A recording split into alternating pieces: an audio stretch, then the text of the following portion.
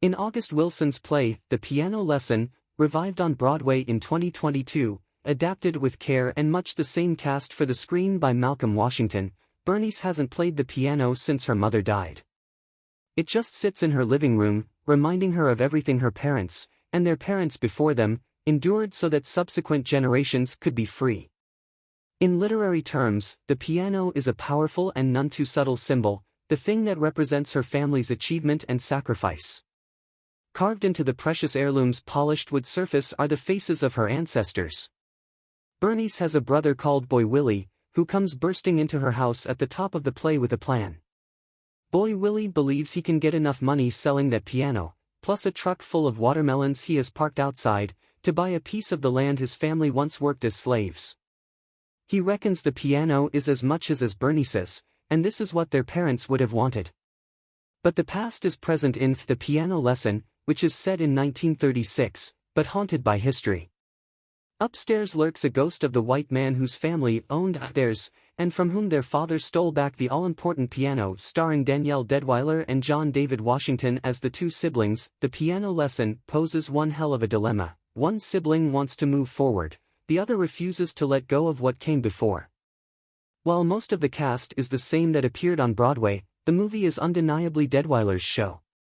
With The Piano Lesson, Wilson wrote one of the great female roles of his career, and in Deadwyler, we get a leading lady who smolders even when silent, finding layers even the author couldn't have anticipated, which helps, since there's a stage-stilted sound to much of the dialogue when Boy Willie and his friend Lyman, Ray Fisher, pop by, looking like they've figured it all out. Bernice is upstairs in bed. Their Uncle Doker, Samuel L. Jackson, who gives one of his best, and least bombastic, screen performances, sizes them up and laughs. Bernice ain't gonna sell that piano. Every time she looks at the instrument, Bernice sees the tears her mother shed over it. Her father died for the piano, pursued by a white mob and burned alive after he and two accomplices recovered it 3 decades earlier. The heist, if you want to call it that, opens the film, illuminated by the light of red, white and blue fireworks. That choice renders the movie instantly cinematic, while traumatic flashbacks later in the film serve to open up Wilson's one-room play. Seeing as how The Piano Lesson deals with themes of family legacy, it's fitting that another family came together to make it. As you may have guessed, Malcolm Washington, making his feature directing debut, is the son of acting legend Denzel Washington, who found one of his great roles starring in another Wilson adaptation, Fences. John David Washington, who played Boy Willie in the Broadway version as well, is 7 years older than his brother Malcolm, whose sister Claudia joins Denzel among the film's producers. One could speculate about how the film's themes resonate with the Washingtons, though. The Piano Lesson possesses a universality unique among Wilson's 10 Pittsburgh set plays, the Century Cycle, in which the writer captured the full range of African American success and struggle, with one play per decade.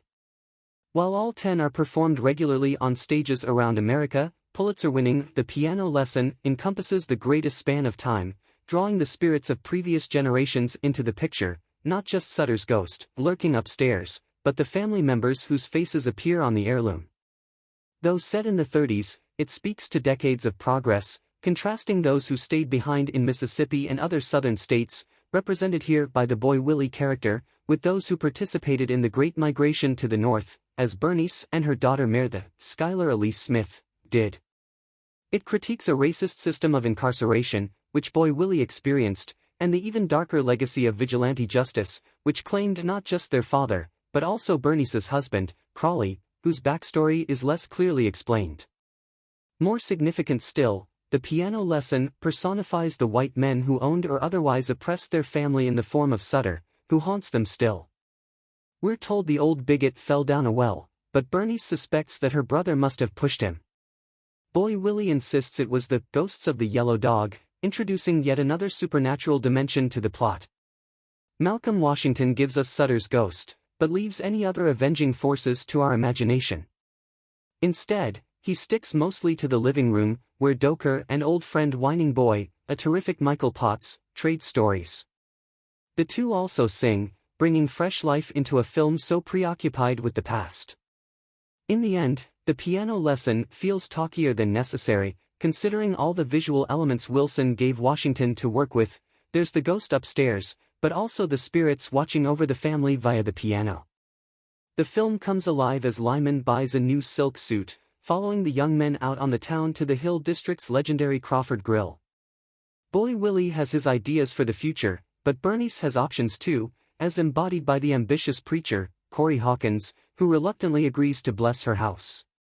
It will take more than that to rid the ghost. If Sutter represents the psychological trauma that still possesses their family, then ancestral music is the force that can set them free.